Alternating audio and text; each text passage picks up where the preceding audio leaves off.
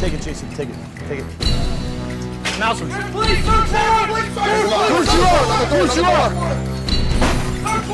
Police search warrant, get on the ground!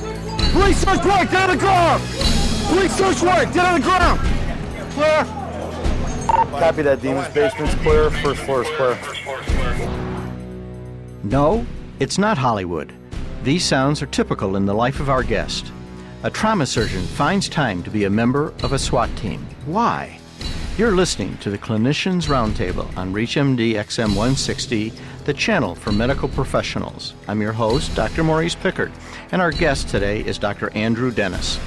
Dr. Dennis is an attending surgeon in the trauma unit at John H. Stroger Jr., Cook County Hospital in Chicago, Illinois, and he's chairman of the Department of Surgery at Midwest University, Chicago College of Osteopathic Medicine in Downers Grove, Illinois. Dr. Dennis is also a sworn police officer and medical director of 2 Chicago-area SWAT teams. Welcome, Dr. Dennis. Thanks for being with us. Thank you. To begin with, what led you to become a police officer on a SWAT team, already being a trauma surgeon in your day job? I'm probably the one who's lived most boyhood dreams, just shy of being an astronaut lately. I worked in law enforcement, EMS, and fire before I was a physician.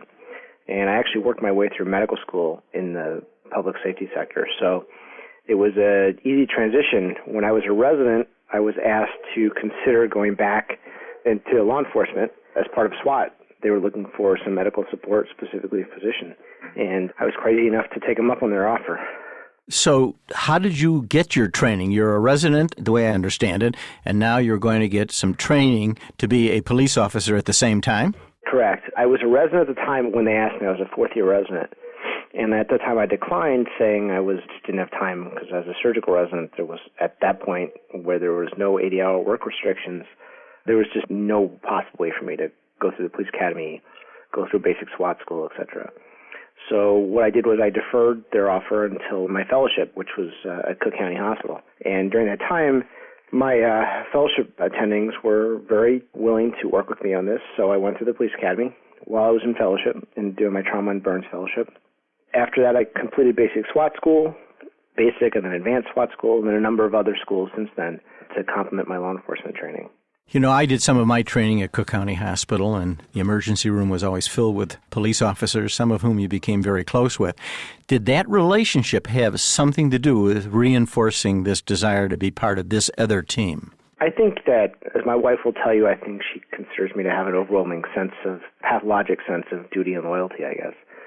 I do. You know, having been the police in my past life and public safety throughout, I have a love for that side of the world, that side of medicine. It was an easy fit for me. And you're right, as being a trauma surgeon at county, we take care of a lot of police officers, and there's nothing that tugs at your heartstrings worse than a police officer being injured or especially shot or killed. So it was very complementary to what I envisioned myself doing as a trauma surgeon, staying involved in EMS and law enforcement and pre-hospital. At the same time, working to a goal to keep the guys who put their lives on the line to protect us safe. You know, you use the word complementary. Do you see the skill set of a trauma surgeon and that of a medical officer at a crime scene being somewhat dovetailing with each other? You know, I do. To be a trauma surgeon, to be a police officer, I think you have very similar skill sets. You learn to read people. You learn to read patients. And when a patient comes into the trauma unit, you take a quick look at that person, and in my mind, I gauge whether that person is sick or not sick, i.e., are they dying or are they not dying? And then I make my decisions as far as what to do, how to work up from there. When I'm functioning as a police officer, or if I look at any other police officers that function as that role on a full-time basis through day-to-day encounters, they're forced to make very similar decisions. They read people. You learn to read situations, you learn to read people. I think that those two skill sets are very complementary, and I think that they do. They work well together. They're different, very different, but they really, truly are very similar. When you were in the emergency room, Dr. Dennis, did you ever see cases that if there had been a trauma surgeon on the scene, the clinical results might have been better? I can't tell you that there's one instance that drove me to say I want to be a SWAT surgeon. It was something that interested me personally relative to tactical teams and SWAT. Whether there was one instance, I can't recollect that one specific. I can tell you instances around the country where having a surgeon on scene has made the difference between life or death for that police officer. One case was in Dallas 2 years ago, where the surgical resident at the time, who was attached to the SWAT team in Dallas, saved one of the commander's lives by doing an emergency surgical airway.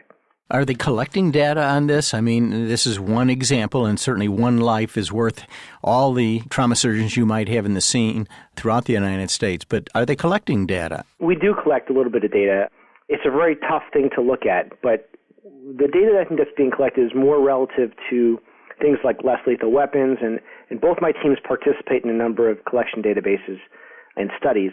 One is for less lethal munitions and injury patterns and things like that are associated with that. The other is work hours and performance. The other is heart rate and performance. But I don't think anyone per se is really collecting data as to whether or not there is a true advantage or disadvantage to having a surgeon. Now, I think there's an advantage, no matter what, to have embedded medical support. And most likely that will be more often than not a paramedic or an EMT. For the 98% of what the medical role for embedded medical support to SWAT would be, it would be basic life support maneuvers. So I don't think you do need a doctor, no. Does a doctor certainly help for things like morale? Absolutely.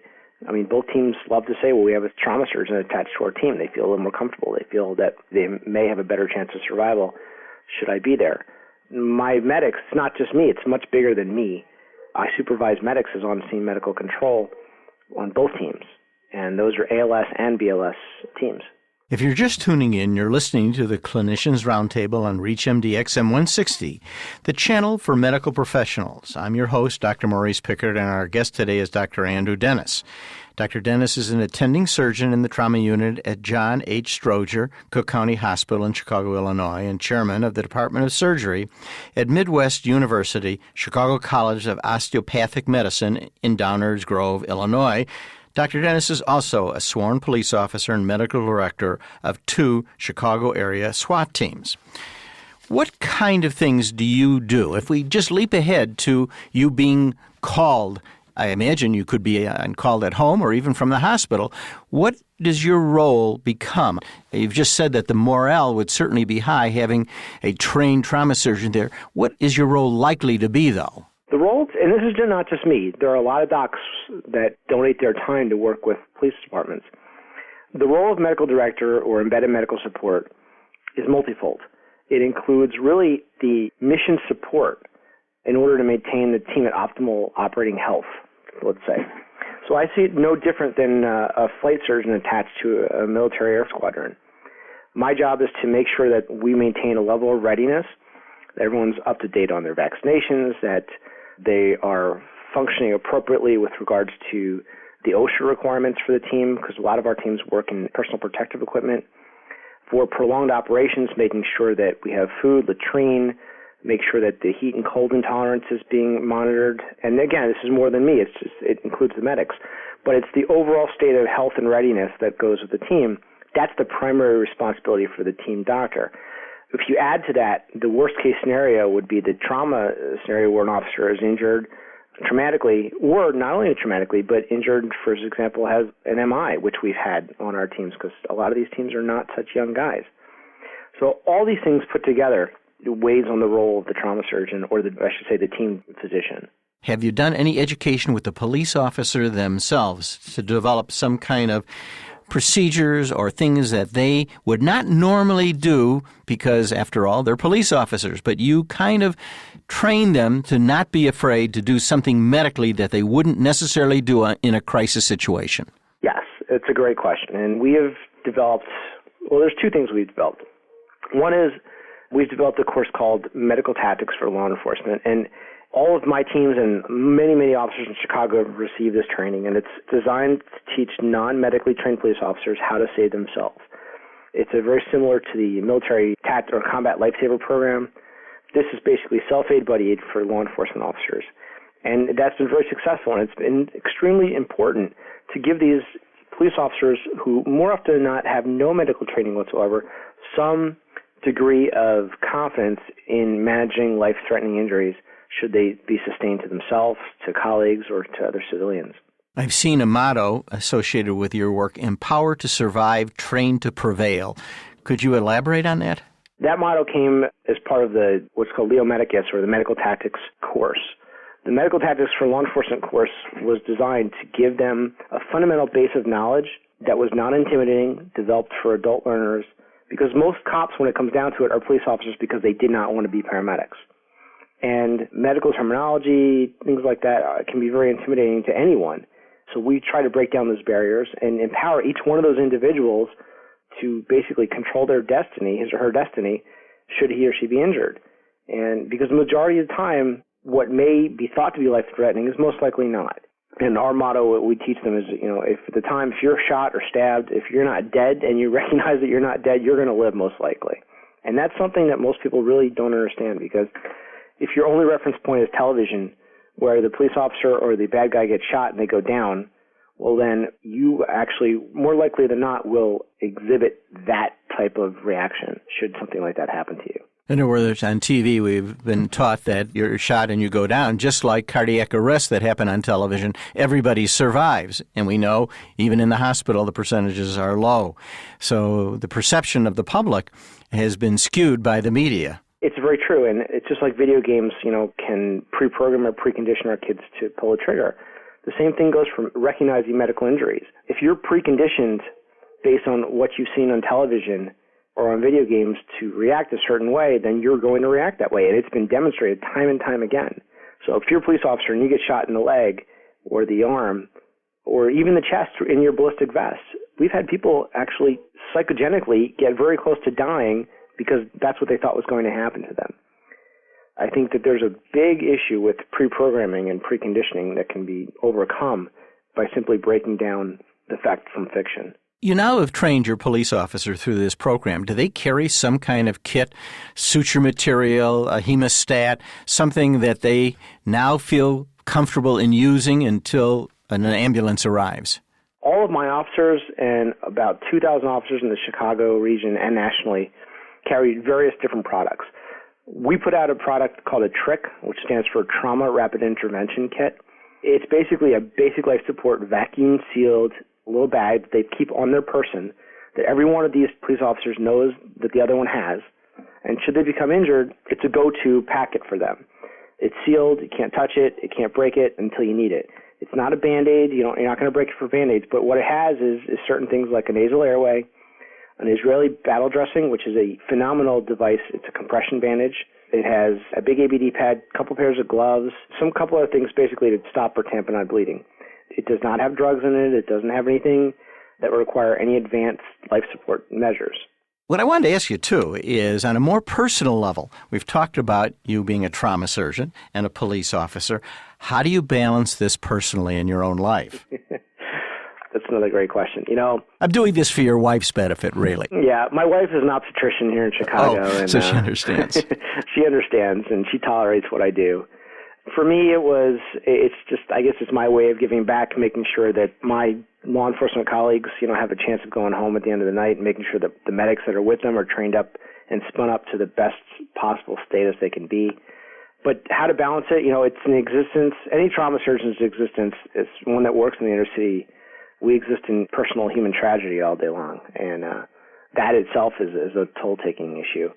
But how I do it, I have 2 great kids. I have a very supportive wife. I have other things that keep me busy when I'm not at work. But mostly, I fall back to my family. I do a lot of teaching. But I'm probably more pathologic in that I don't shut down like I probably should, or as much as my wife would like me to. Well, I'd really like to thank Dr. Andrew Dennis for spending this time with us. As you have heard, he has a busy life, both as a trauma surgeon and as a SWAT police officer. Dr. Dennis still makes house calls, although I don't think it's the type of house call most doctors would want to make. I'm your host, Dr. Maurice Pickard, and you've been listening to the Clinicians Roundtable on ReachMD XM 160, the channel for medical professionals. ReachMD, online, on demand, and on air. Please visit us at reachmd.com and on Twitter. And special thanks to 20 West Productions for the use of the audio from MSNBC's new law enforcement series, The Squeeze. Dr. Dennis works with the Cook County Sheriff's Department when he's not working in Stroger Hospital's trauma emergency room. Thank you for listening.